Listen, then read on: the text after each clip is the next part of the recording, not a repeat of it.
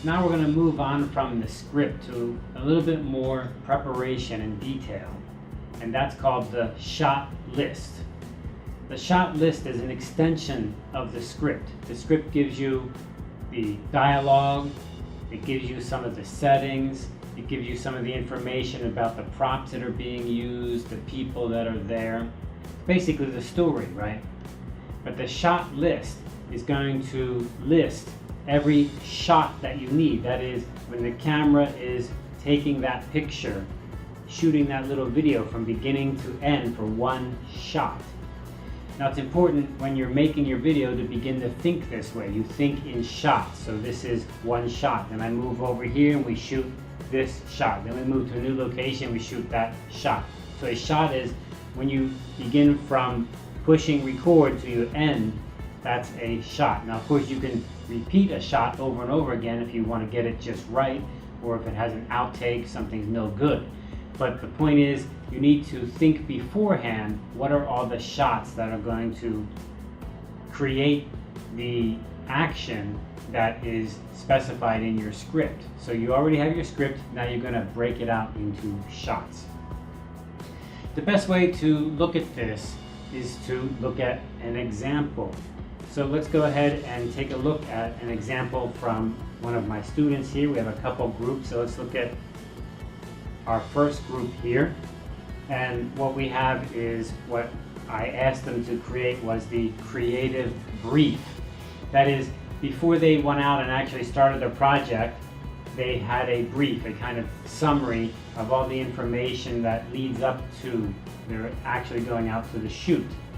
So in this creative brief at the beginning, this group number 1, they had a creative brief and they listed some of the things we've talked about in previous lessons. For example, they talk about the objective.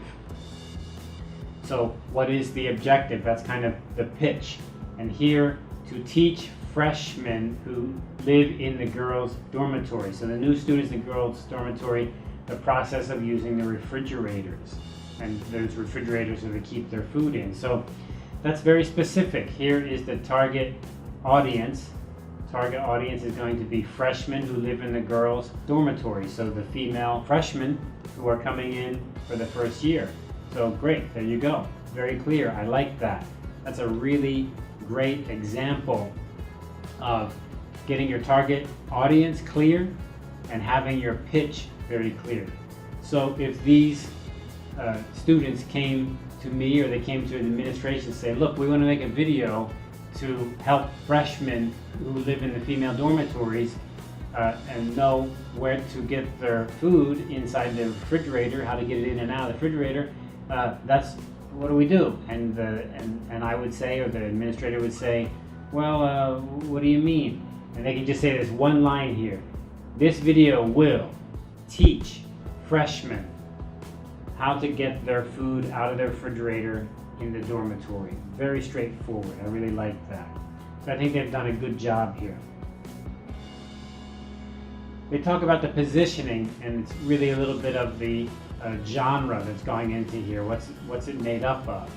And so in this video they want to have curiosity, they want to have that colorful college life feeling, they want to have some kind of feeling of happiness and love for their dormitory, I think.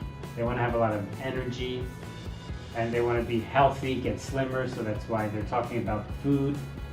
What they're really saying is how to have healthy food and how to get food from parents in order to reduce their chance of eating out. I think that's a healthy thing.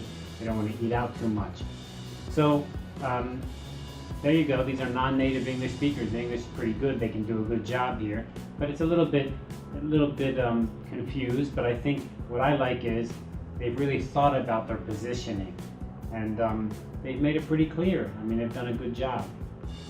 Then they have a tone that they're giving the video and an overall strategy. So how do you like this? They even created a slogan.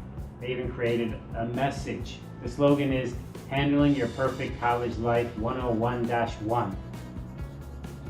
So this is one of the really cool parts about preparing for the video. you can see they sat down as a group and they thought about it, they got excited about it, and they began creating about it. And they begin to write that down and create that structure. And then they even have a slogan, they have a motto, they have a message. And that's really cool. You can see when producers and directors make a big movie, they often have a t-shirt or a hat and it has the movie's logo. Everybody gets into all the parts of that. And I feel that's what they've done here. So they're brainstorming and they're coming up with some great ideas. Those ideas may or may not be used in the final video, but hey, they're very useful to get us all together. Then they have a story structure, and we've talked about structure before, right? So beginning, middle, and end. So they're very clear. This is what's going to happen at the beginning, and this is about the expectations of college life. And how do you do it?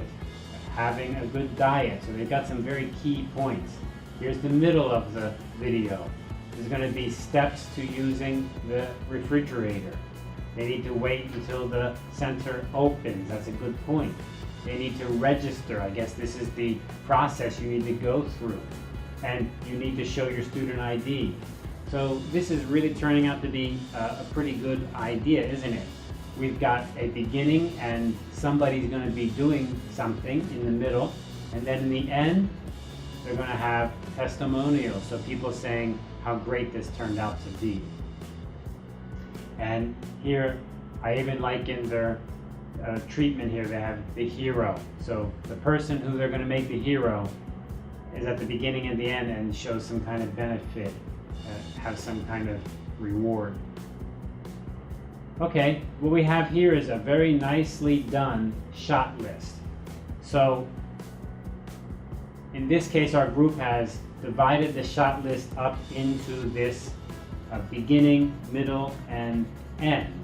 And then what they've done is they've basically come up with their locations, location 1, 2, and 3, and they're breaking out their shots in detail. Now, of course, it's written in Chinese here, but they've done a really good job to clarify to themselves what they're going to do, how they're going to plan all of that. That's really great. And then we've got a storyboard. We're going to talk about storyboard a little bit later. So, very good job there. I think really think they've done a very clear preparation.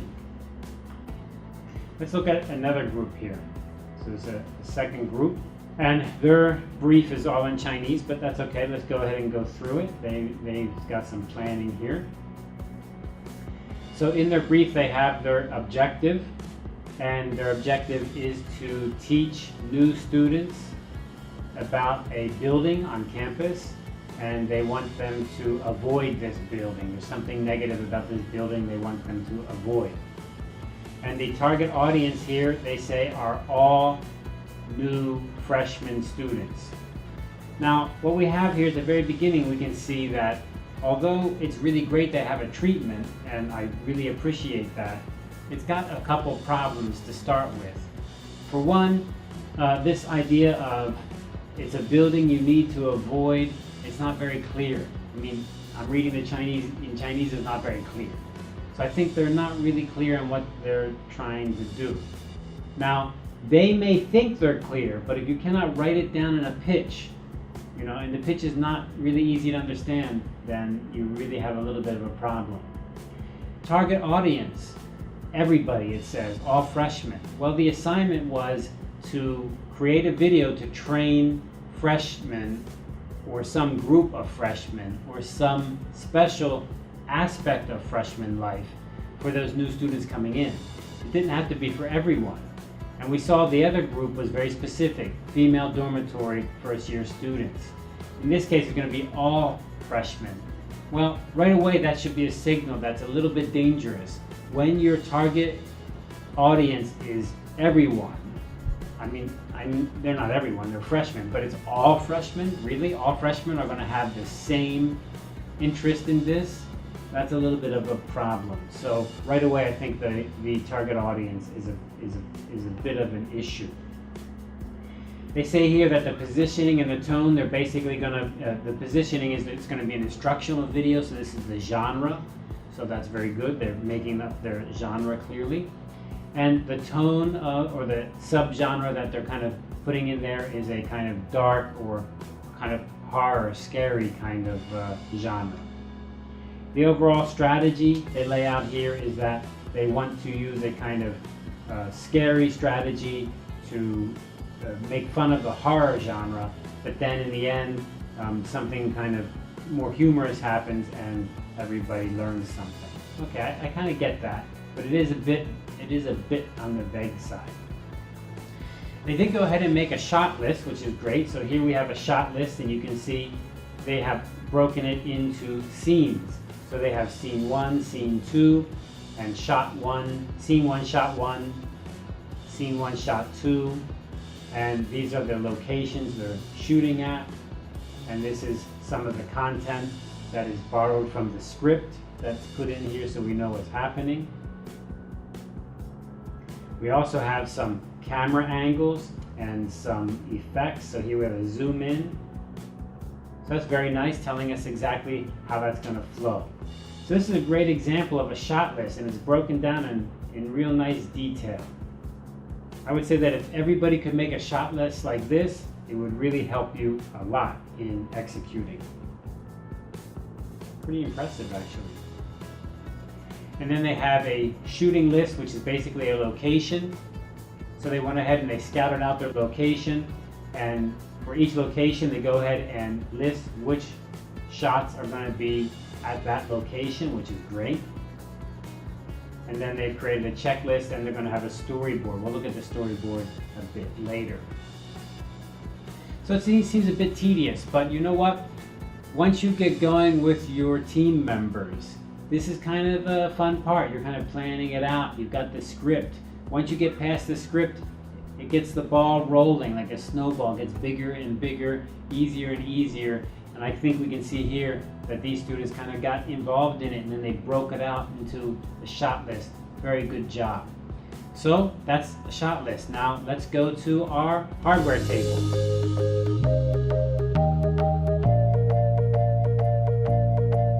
Okay, here we are at the hardware table. And what's the hardware we're going to look at this lesson? Well, I've got something already lined up, and I think you're going to either be excited about this or you're going to be very bored by this, because it seems like Warden just won't give up on this. We're going to do a little bit more on the sound. Remember, we looked at this device earlier. This was our portable mixer. This allowed us to hook up a microphone into this mixer, and then from this mixer we could attach the 1/8 mini jack, and then this could go into our camera or into our recording device, right? But what I wanted to show you today is something very specific, and that's this display here. Now this display is the audio level, and I'm sure you've seen levels very often. So let me go ahead and speak into the microphone. Test, test, check, check, check, 1, 2, testing, 5, 4, 3, 2, 1, 0. So that's the level. I'm sure you've seen that. We've all seen that in movies, and maybe you've had this, maybe this is on your phone. An app on your phone can do levels for the audio. What I want to show you is how this is useful for when you're recording. So in this case, what we have is we have this dial, which is going to dial up the volume or the sensitivity. Actually, it's the volume of this input. So if I turn it all the way down, and now I speak into the microphone, test, test, test, there's nothing because I'm turned all the way to 0. Now I begin to turn up. Test, 5, 4, 3, 2, 1, 0, 10, 9, 8, 7, 6, 5, 4, 3, 2, 1, 0, 10, 9, 8. And you see I've dialed all the way up now, and you can see that our levels gone up to maximum. You can also notice that this red light over here is lighting. So this is called a peaking light. And sometimes this peaking light will be linked up with this level on some machines and some software, and sometimes it's separate. Sometimes you have this level goes up and then it turns yellow, and then if it gets higher it turns red. You can see in our peaking here, it turns yellow and then it also turns red. Red is all the way at the top, and And can I get it to be yellow? Testing, testing, checking, checking, 1, 2, checking, checking, check, test, test, test. Oh, maybe this light doesn't turn yellow, it just goes red. It's a peaking light. So that peaking light is showing me we've gone over the limit. Now what does that mean by the limit? Well, the limit is on this bar here, there's numbers. And those numbers range from negative numbers like negative 16, negative 15, negative 12, negative 9, negative 6, negative 3, 0. And then after 0, they go positive. That's the way these level gauges work. It's negative, 0, and then positive. So, how do you use that? Well, one thing is you want to avoid peaking. So this red light peaking is definitely a problem. That means you've gone too high. When you see that line going all the way up to the top, that's also peaking. That's the same thing. That's too high. That's the same as if I take my tie mic and right now I click this. That's peaking. That's peaking. What's the bad thing about peaking? Well, the really bad thing is once your audio goes up too high and that peaking happens, when you put that into your editing program, you'll see the line go up over the top and the sound is missing. That means that it's all just become empty. The sound has filled up all of the space and you've cut it off. So you're not going to be able to hear anything. And in your editing software, even if you turn down the volume and try to adjust it, you can't because it's already been lost. When that peaking happened, when that red light happened, that sound was off the limit, off the charts. So you're not going to get it back. So that's the worst thing that could happen. You go, you shoot your video, you record your audio, maybe you were careful. You could hear it in your headphones okay, it sounded okay, but then when you got back, it's missing, it's cut off. Why? Because maybe your earphones could hear it okay, could describe it okay, but your peaking was happening and you didn't pay attention. So what should we pay attention to? Well, the peaking light you want to avoid. Also, you want to get that level to be down near the 0 mark. So I want to go down, down, down to 0, and I want to not cross 0. Now, when I'm speaking like this, it's getting to 0, but then sometimes I speak louder, it's over. So you want to adjust so that even when the person's speaking loud, even when the talent's speaking loud, the maximum it goes to is 0. The maximum it goes to, I'm testing it. The maximum, okay, there we go. Now sometimes you may have a special case where someone comes closer and further away and you may have to adjust that dial. That's when it's really good if you have 2 or 3 people working on your project. One person can be shooting the camera and one person can be doing the audio. And they can be adjusting because the talents move further away or closer, or you need to change the microphone position and you need to adjust that. But if it's just one person in one position, then you need to do this, which is get that the highest point, his highest voice reaches 0.